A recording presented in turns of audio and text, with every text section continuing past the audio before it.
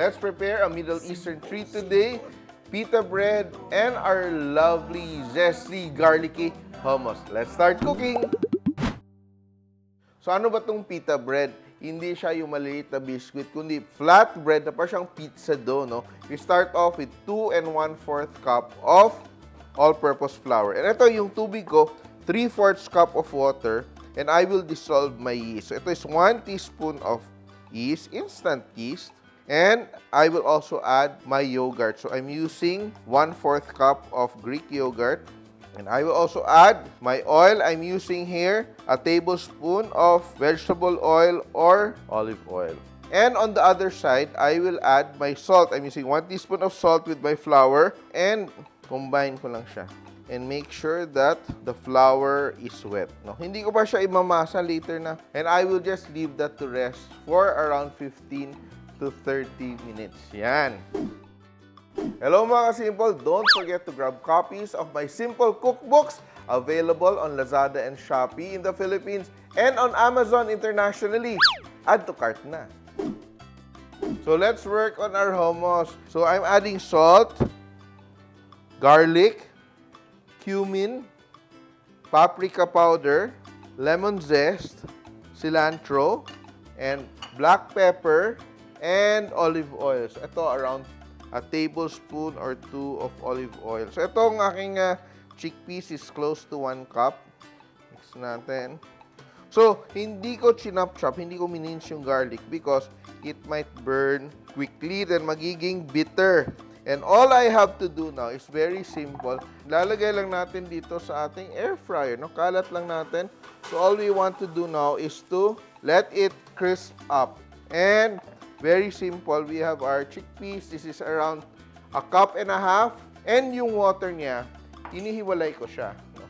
Then I will add 3 cloves of garlic. And also, yung gagawin natin dito ay we will add our tahini. What is tahini? Tahini is just like sesame seed paste. So, peanut butter made of sesame seed. So, what I did is I made this from scratch kasi nabibili naman yung tahini from mga specialty stores, no? And season with my paprika, a little bit of cumin. So, cumin, hinay-hinay lang kayo sa cumin. It's very strong flavor, very strong aroma. So, I just add like a pinch at a time. So, what I will do, I will add half of my chickpea juice. Yan, just half. And I will begin to blend. Yan, no? So, di na siya umikot. Ibig sabihin, kulang na siya ng kanyang liquid. So, season it with salt and lemon juice, no? So, my lemon juice is already separated. And I will just add lemon zest to that, no? Para mas mabango. And I already, like, remove the seeds of my lemon juice. Everything's there. And I will just add my lemon juice. Blend, no? No? So, you see, with the lemon juice, nagiging smooth na siya, no? I did not add yung lahat ko na chickpea brine. So, what I will do now, it's almost there. Gagawin ko, my olive oil. So, I will just like, yan. Slowly add my oil into my hummus. Now, I will just add my black pepper and blend until really, really smooth. Yan. So, luto na yung ating crispy chickpeas. And now, so careful, ito yung ating crispy chickpeas. And I will use my air fryer also to make my garlic, no? Roasted garlic. Kung gustong bumili ng air fryer, may link below. Very convenient to use. Crunchy. So, ito na yung ating na-rest na dough ng ating pita bread. And look at that, wala pa siyang masa, but it has come together.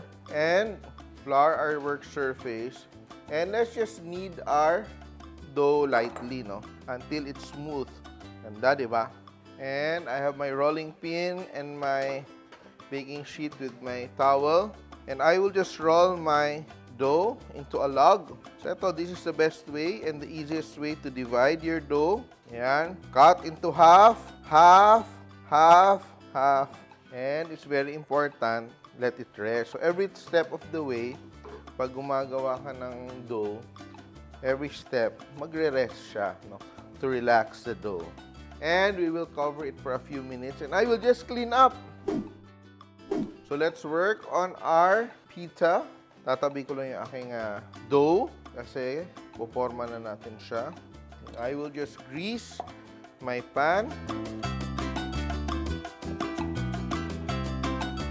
And I will just roll out using a rolling pin. Walang rolling pin, pwede gumamit ng baso. Now we're ready to bake. So preheated yung ating oven. And now let's just pop it in. Preheated. So meron din tayong natira ditong dalawa. We will start cooking our pita bread. Be sure na yung heat mo is medium, evenly heated, medium heat. Kasi if it's too hot, it will burn immediately and magiging hilaw yung loob niya. So, hinahinay lang tayo and soon you will notice it will puff. Hopefully, it will puff. So, you see it's beginning to puff up. Yan, ganda ng ating pita bread. And luto na yung aking pita bread na isa. And what I usually do is I have a piece of cloth.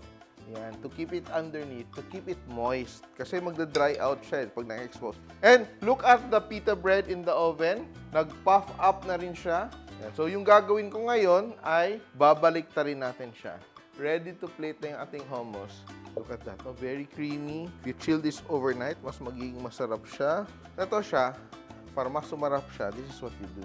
Parang gagawa ka ng design ng konti. Parang ganyan, no? Parang may mga waves, kunwari, no? And this is what you do. Drizzle your olive oil. Kaya, you need very good olive oil.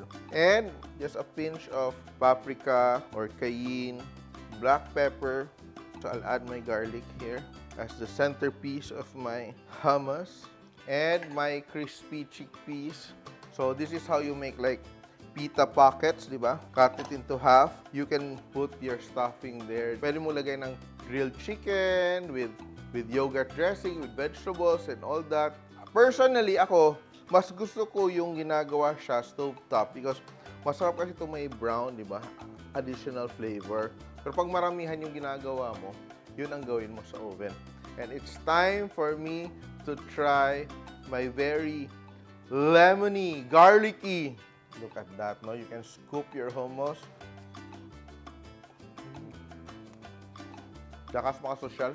And eto na siya. Try these recipes at home. Ating garlicky and lemony hummus and our pita bread. Simple! Please like and share my videos. And if you like more recipes like this, please click here to subscribe. And don't forget to hit the bell button to get notified. Simple!